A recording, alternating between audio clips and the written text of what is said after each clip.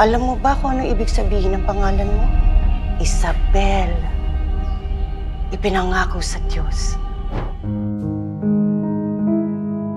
So, pangalan ko po dapat talaga is Micaela. But then, nung pinapanganak na ako, nawawalan ako ng heartbeat. So, parang natakot sila. So, sabi ng lola ko, parang baka malas yung pangalan. Palitan mo yung pangalan. So, parang sabi ko, talaga ba? Okay, sige.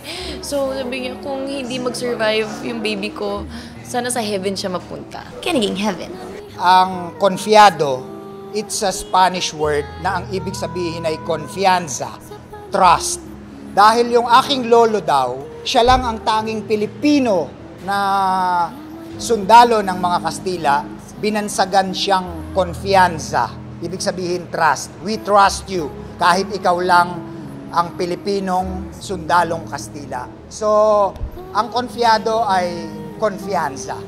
Actually, katatanong ko lang yan kay Airpods last year eh. Alam ko tinanong ko siya kung saan niya nakuha yung gold na pangalan. Sa Espando Ballet pala siya niya nakuha yung name. Nung bata ako, lagi ko siyang kinakanta.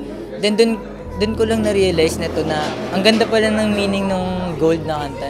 You are gold, always believe in your soul. So, yun, dun nanggaling yung name ko sa gold na Espando Ballet na kanta.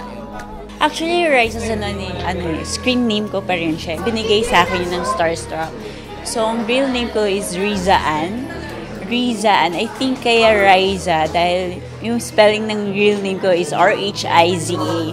So, pagkabasa siguro nila is Riza kasi may H. Kaya Riza Zanon. Zanon is my middle name, kaya pinagsama na lang.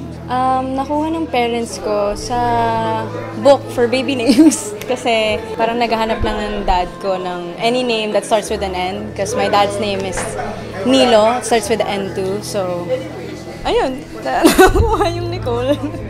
That's all. Parang leader. Leader! Well, yung name ko is Rafa. So, I think, out of yung angels, di ba? May isang angel na Rafael yung name. Yon, hindi ko alam kung yung painter pero I think yung angel sa pagkakaalam ko. Actually, ako lang nag-imbento kung anong meaning kasi ang meaning nito para sa akin na inimbento ko ay rain goddess. Hindi ko alam kung totoo, pero sa utak ko, yun ang sabi ng utak ko, yun ang meaning nun. Yung name ko po, galing po sa Star Wars. Yung papa ko po, paborito pong movie show po yung Star Wars po.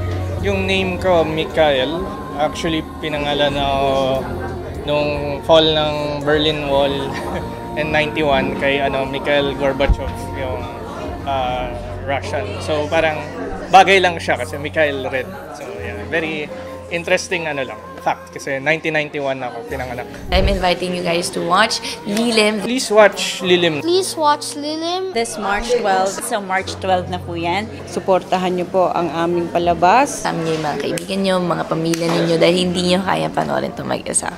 Salamat. Marami akong hindi nasabi sa'yo, Tomas. Magiging okay din ang lahat.